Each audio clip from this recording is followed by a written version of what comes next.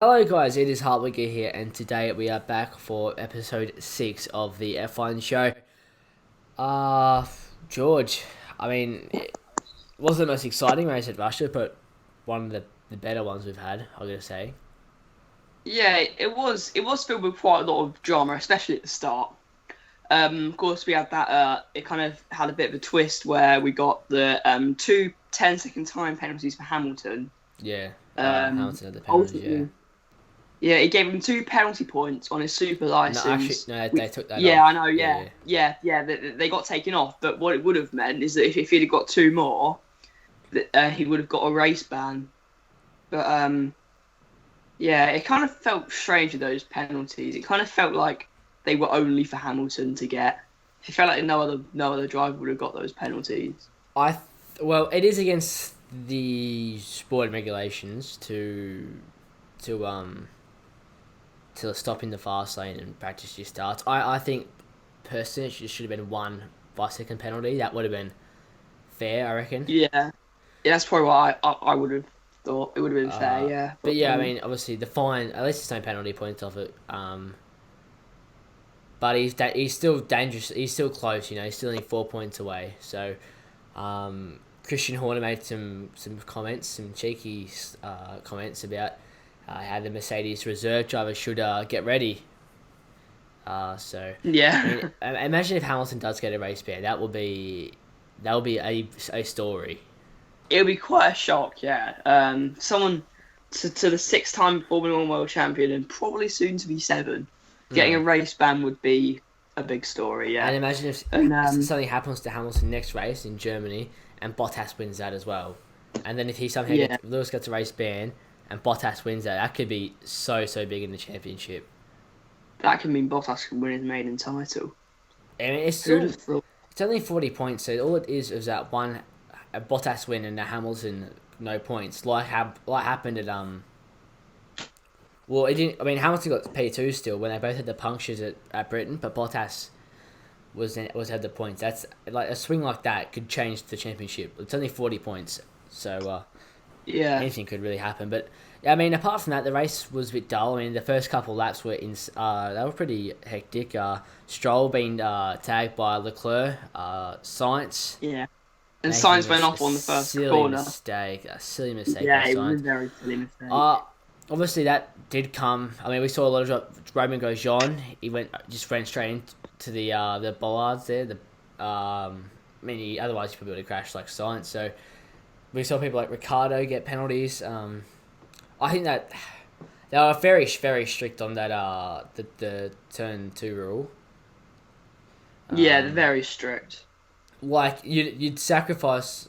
You'd cause like you saw people like Grosjean and Science that they knew they had to do it, but they put themselves in more danger Yeah, than exactly. doing it. Yeah. So it was Uh, a bit silly, especially Ricardo. Like, what could he do? Like, he was yeah, exactly. locked up. Ricardo, He his couldn't teammate really was go right back. there. He couldn't really go back.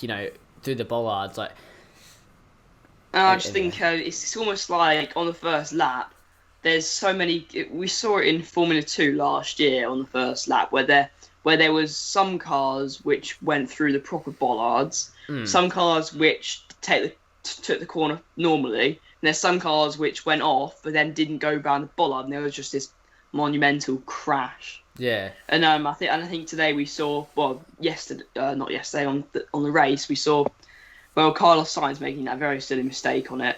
mm, And Ricardo, I think there was nothing Ricardo could have done, but yeah, I reckon for Ricardo, if he'd have realised he would have gone off and decided to go through the bollards, so he wouldn't have got himself a 5 second penalty. I reckon he would have cost himself 5 seconds anyway just by doing that.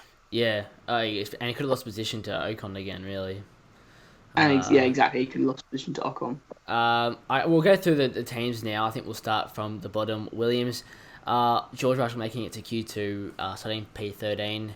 Latifi had some gearbox changes, so penalties for him. But it was a pretty poor race for George today. I'm not gonna lie, it was pretty poor indeed. And Latifi was nowhere really. He wasn't anything special today. So pretty lackluster from Williams. Like, there's not much to say. George made a couple of mistakes. He was fighting with Alex and Lando early on, but yeah, a couple of Yeah. lockups wrecked some of the tyres, so he was nowhere to be seen. Yeah, I think George Russell had a really good qualifying. He managed to show the pace of the Williams car, but in the race, is just they were nowhere. Yeah. I think it's fair to say they were nowhere on the race day. They're definitely still the slowest car for me. I don't think any. I think that's the slowest cars. In qualifying, they can compete, somewhat, but in the race trim, they're not the fastest car. Oh, sorry, they're not. Yeah, they're not the fastest car at all. Out of that backpack. So, yeah, pretty lackluster for them, and so too is Alfa Romeo. I mean, Kimi crashing and he spun in qualifying, and Gio actually he was probably gonna match Kimi for pace this weekend. Really, I thought. Then Gio had a really good start, and he finished P11. So he actually went under the radar. You know, he was very close to some points in terms of position wise, and he was always around that P13 mark. It's a bit later in the race, but yeah, I mean I think he did very well, and Kimi had a very mediocre Grand Prix. Yeah, I think the Alfa Romeos for me, I was kind of hoping that Giovinazzi would get some points in that race, but Same. they were just in the battle and weren't really showing any signs of improving to the points, which is kind of a shame for him because I think Giovinazzi needs to improve. Well, I would just say score some more points and have some good races. There are rumours that Kimi might have signed a contract for next year. Do I believe him? Not yet. There's just a couple of rumours going around. So I wouldn't believe that. Apparently, everyone thinks Kimi's going to stay, which I just can't. At the moment, I just don't. I think he might retire, but we'll wait and see. I wouldn't be surprised if he went on. You know. Yeah, I kind of feel like that's the sort of thing people might spread a rumour about. Is this guy going to stay another year in Formula One? That will be a very big rumour, and I think maybe we should wait until we really make any more predictions on Kimi. But I wouldn't be surprised if he stays. I wouldn't be surprised if he leaves. Yeah. But I also wouldn't be surprised if they don't retain Giovinazzi for next year. Yeah, I wouldn't. It's a weird one, I think, for them. But the next team, Haas, they had some pretty good qualifying pace. With Grosjean. Grosjean was very, very close, and he was very uplifting, you know, with his radio messages after qualifying. He wasn't down. He was very happy with how the car was feeling. But I think in the race, I think they got a bit of damage in the first lap, and they've had some damage lingering all that race for him. But I mean, he was consistently slower than Magnussen during the race. But yeah, that damage obviously was only Grosjean, and I think it made it worse when he had I think Vettel and him fought a little bit. Yeah, I mean, but their pace was probably, they were the third slowest car, but they're the fastest at that mid pack, I think, and they had a really good start, got them up there, and they had a fairly good race. I think, what were they? Magnussen got P12, I think 13? P13, I think, and Grosjean P. I think Grosjean pit again, didn't he? I think he had to. Yeah, he pitted again because he went off onto the. I think he was under investigation for the bollard incident, so he went off and then went back to realise that he had to do the bollard, and then he just crashed straight into the bollard. That's the thing I don't like about these bollards. Yeah, it was. But, they made Grosjean. It made. Well, I don't think it really affected Grosjean, but he had to get damaged. He had to get a wing replacement because of that, and I think Grosjean caught the worst result of the Haas's, I think. Yeah, a bit unlucky for him, but I think he's only like a couple seconds behind Magnussen, like just staying there consistently, even with that damage on his car. So, I mean, I think he's definitely been the quicker Haas driver this year, and I think, like I said in the last episode, I think he will stay at Haas. Yeah, I think they will retain him. I hope he is. Yeah, I do see potential in those two drivers. Yeah. But, I think maybe it is time to see what maybe a young driver can do against one of their current drivers. Yeah. But I wouldn't be surprised whatever they do, to be honest. Next is AlphaTauri. They had a pretty... I mean, Gasly had a good start, and then what did he finish? P9? P9, yeah. Behind his teammate. he was okay. And Daniel Kvyat obviously had the hard strategy, the one that AlphaTauri been doing a lot this year, and it worked out for him. It worked out, the long overcut for him really worked out. I think when he finished P8. I think it was Yeah. P7. I think. Was it? I mean, or maybe it was P8. P8 or P8 or Because P7. I think it might have been. It was They P8. definitely couldn't have the pace to challenge with the McLarens and the Renaults. They just didn't have the Yeah. pace for them. But yeah, otherwise they'll clearly out of that backpack. So they're kind of a bit little area of their own. But I think Kvyat did a really really good job for him in his home race, and I think he's making it's 3 really good races for him. So he's making a good making a good resume for being retained this year. But I mean, who knows yet? Yeah, of course. What next do you reckon? McLaren? Yeah. So what was I going to say about AlphaTauri? I was going to say something about AlphaTauri. It created that bit out because I thought I was going to say something, but I didn't. Yeah. So. Okay. So let's move on to McLaren now. McLaren, I think, obviously, A very disappointing weekend. yeah. They both made it into Q3, didn't they? Yep, they both had some. That wasn't too bad on their behalf, but then obviously on the first lap, which kind of ruined their race. Yeah. Almost. It was Sainz making that pretty silly mistake. Then they're getting kind of held up because of it all. Yeah, maybe Carlos Sainz was under pressure to do it fast in case anyone else was going for the bollards, and we're going to go quicker than him through the bollards. So maybe he did that just to try and avoid a crash in his first race, but then he just ended up causing one himself. Yeah. Either way, you can't expect you can't expect any driver to be perfect, and obviously, he didn't mean to do it, and Yeah. it's just one of those mistakes that you really wish never happened because it was completely driver error. But then obviously Norris, Norris did a good job to recover. I think Norris. Where did Norris finish? It was P15. P10, wasn't it? 15. I think he appeared again. Oh yeah. He was. I think they were going to try and get him finishing on the hard tires, but yeah. he suffered lockups and he couldn't do it. And he said he had issues with the steering. It felt really heavy at some stages, and then it would just straight up. So he was saying the steering was unpredictable after the first lap. yeah, so obviously, but yeah, not good for McLaren at all. With a couple of issues there, but I think it'll be ironed out for next race. They're really stepping up in the last 2 years. Yeah, they have been. The leadership group there is fantastic. Obviously, next season they've got Ricciardo, Norris. I mean, it's just good signs. Even though this is a disappointing race, but what team doesn't have disappointing races?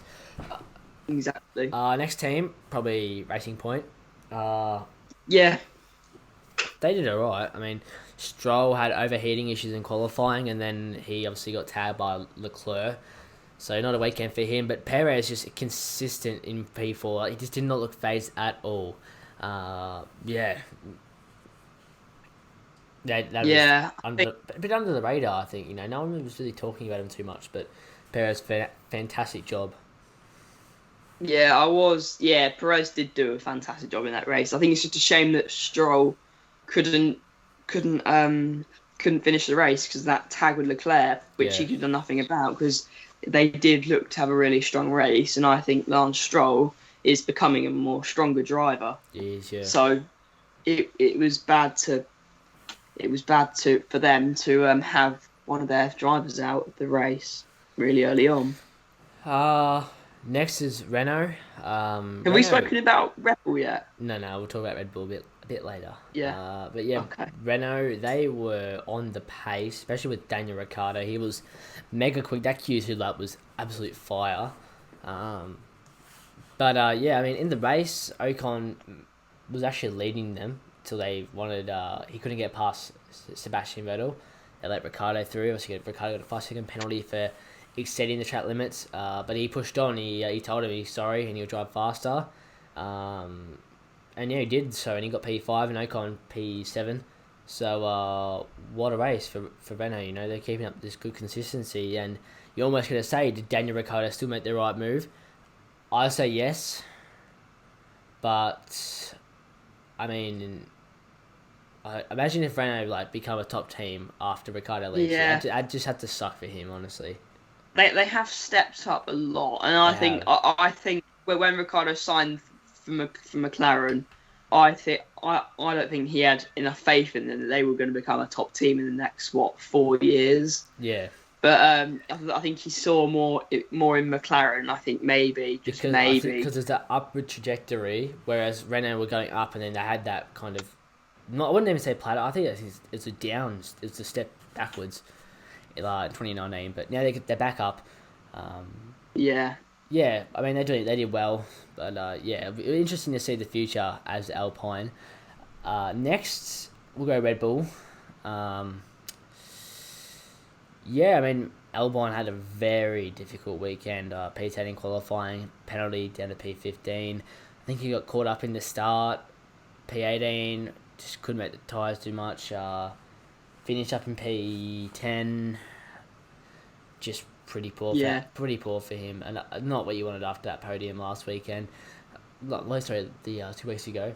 And then Verstappen, really good qualifying to split the Mercs and then split the Mercs in the race, but obviously Hamilton behind him now. But yeah, did not have the pace in the first stint, and then it kind of evened out when I think Bottas might have started to cruise a little bit in that second stint. I think he just wanted to get to the end, nothing silly.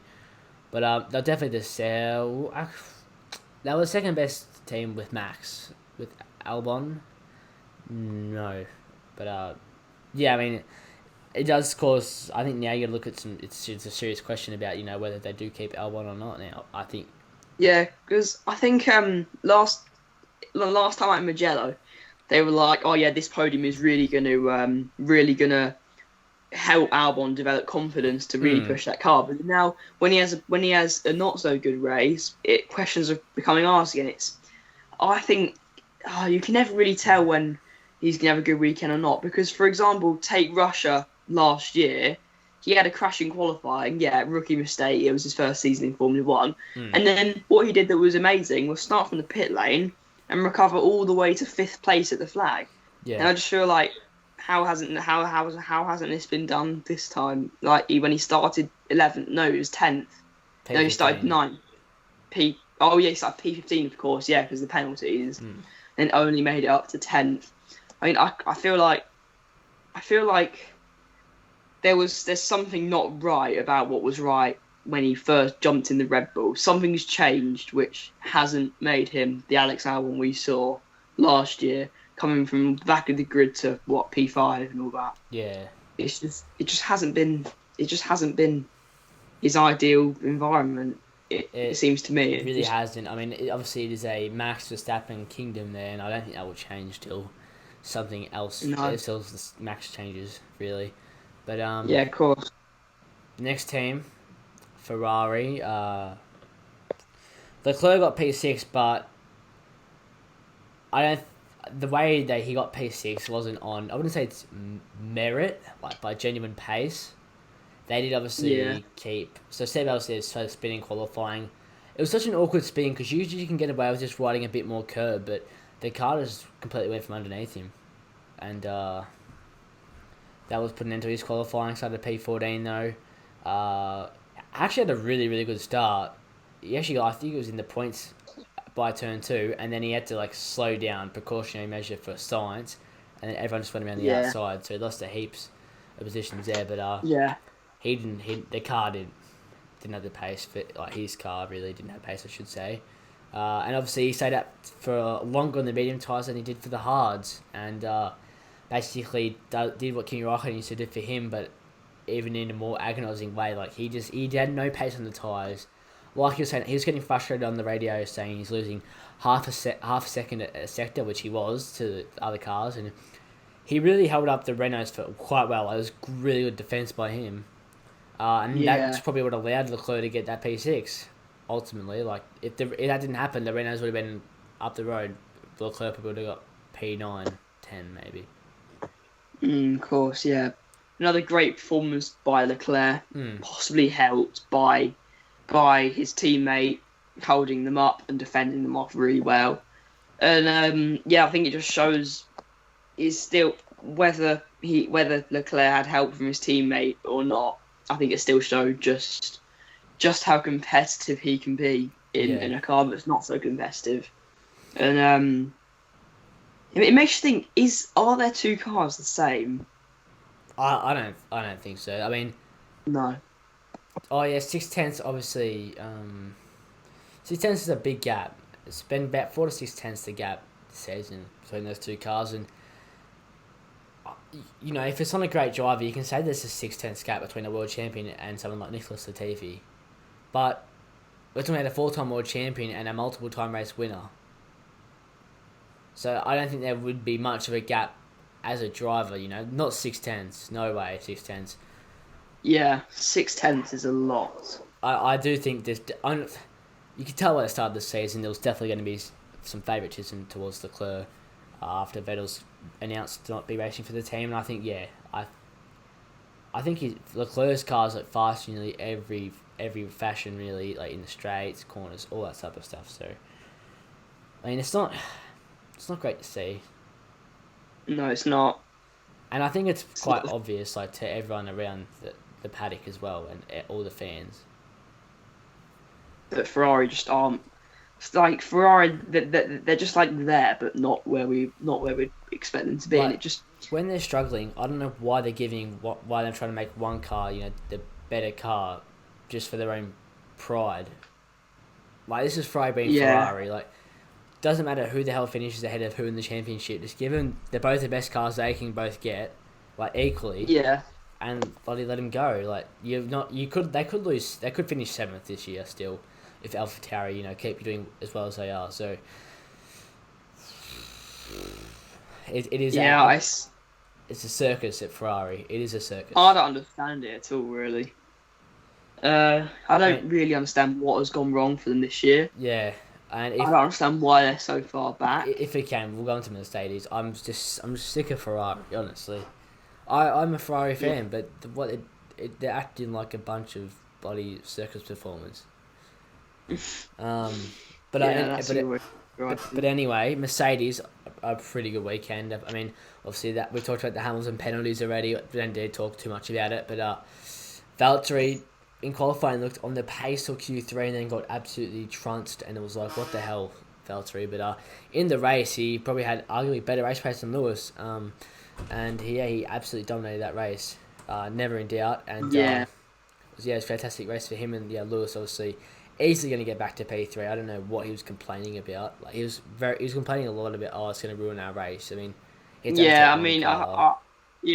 was complaining a lot. I think, especially when you get 10 seconds of doing something, 10 seconds. Personally, I think it probably should have been 5. But same. I think he was complaining a lot. But he should have taken it like Ricciardo, shouldn't he?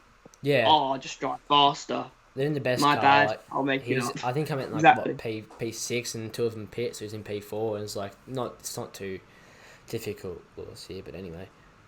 Yeah, he did a good recovery to get back to 3rd though, but unfortunately for him, couldn't split the. And then he just never had the pace after that. Maybe I think he might have dropped his head a little bit. Yeah, I think. I think he probably did. To be honest. Yeah.